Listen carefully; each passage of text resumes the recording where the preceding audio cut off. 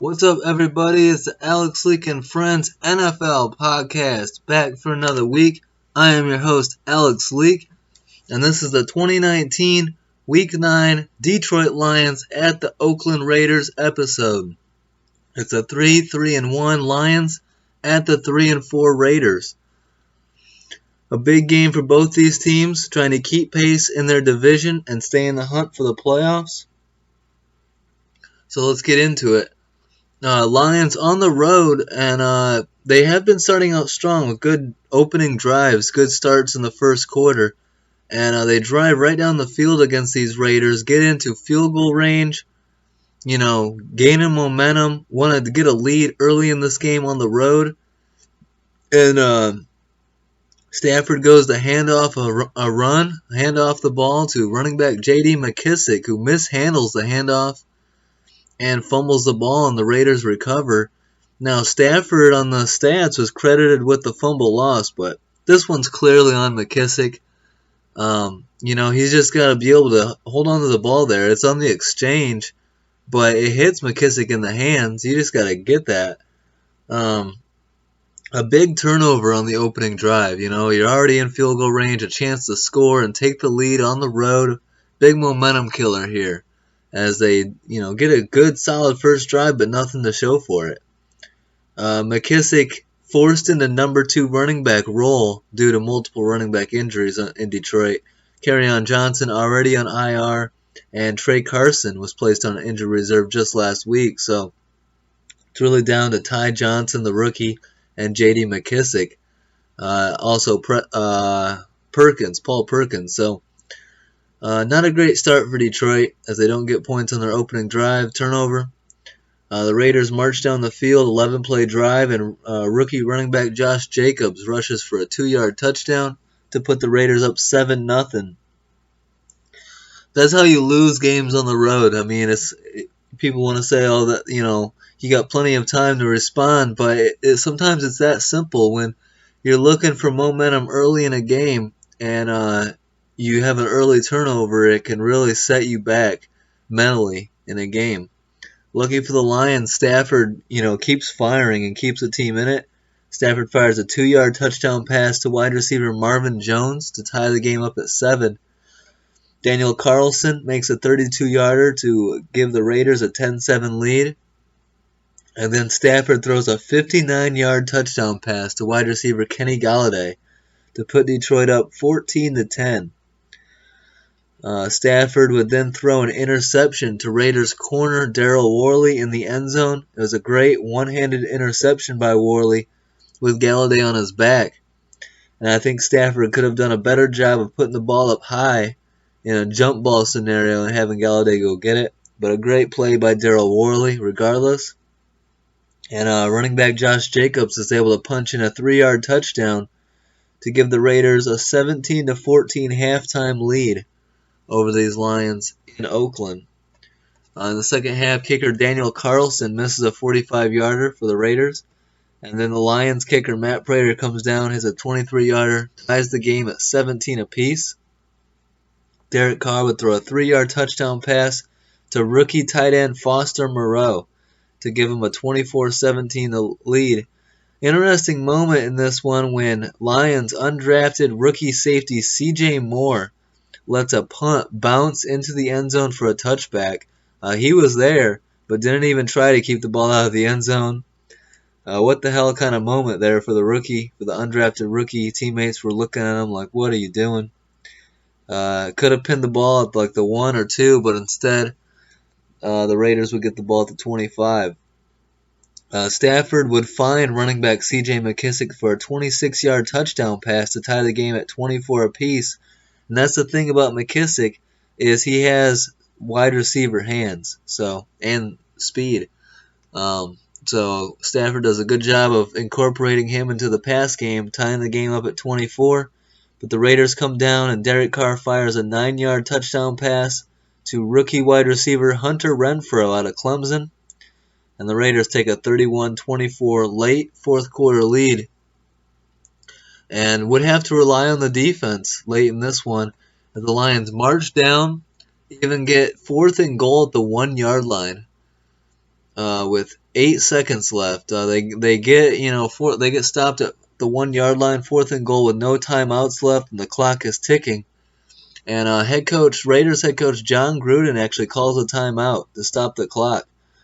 Interesting call here because the Lions were rushing to the line to get ready, and the timeout could have backfired. The Lions, with no timeouts, wouldn't have had time to really, get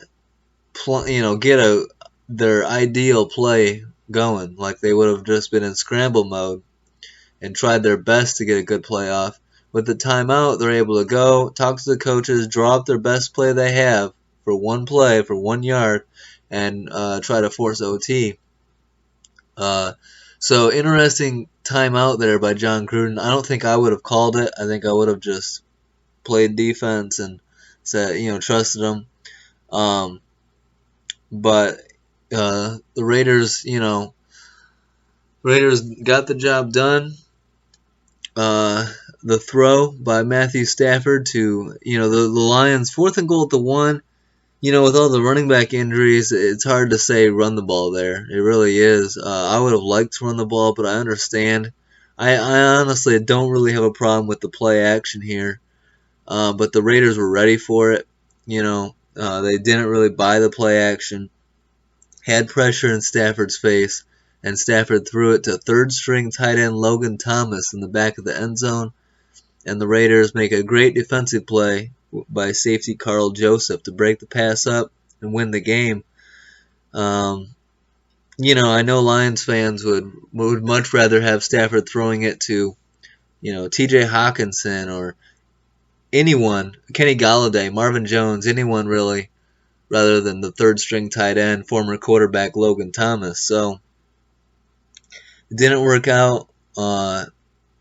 Not the best play call, not the best play there in the final play of the game. So it's going to leave a sour taste in Lions fans' mouths as they lose 31-24 on the road in the Oakland Coliseum to the Raiders.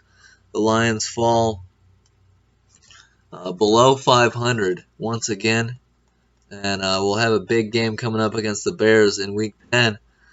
For the Raiders stats, Derek Carr throws 20 of 31 for 289 yards, 2 touchdowns, and no turnovers. Carr with 2 or more passing touchdowns in 3 straight games for the first time since 2016. Rookie running back Josh Jacobs rushes 28 times for 120 yards and 2 touchdowns, and passes running back Marcus Allen for most rushing yards by a rookie in franchise history, sitting at 697. Rookie wide receiver Hunter Renfrow getting involved in the game plan the last couple weeks. 6 catches for 54 yards and a touchdown. Kicker Daniel Carlson goes 1 of 2 on field goals, 4 for 4 on extra points. And the Raiders have scored 24 or more points in 5 straight games, also their longest streak since 2016. For the Detroit Lions, their stats, quarterback Matthew Stafford throws 26 of 41 for 406 yards, 3 touchdowns and 2 turnovers, 1 pick and 1 fumble lost. Should have just been 1 turnover there, as I reiterate that fumble lost, in my opinion, was not on him. Running back J.D. McKissick combines for 72 yards and a touchdown, and there should be a fumble loss in there. Wide receiver Kenny Galladay, 4 catches for 132 yards and a touchdown. Wide receiver Marvin Jones, 8 catches, 126 yards and a touchdown. Kicker Matt Prater goes 1 of 1 on field goals and 3 of 3 on extra points. And a strength of the Lions last year was their defense.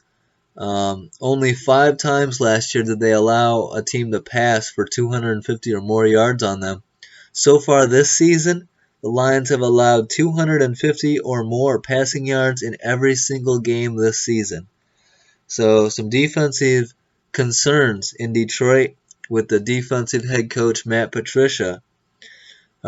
Star corner Darius Slay was upset last week with the trade of his best friend, or one of his closest friends, Quandre Diggs, the starting safety, get traded to the Seahawks.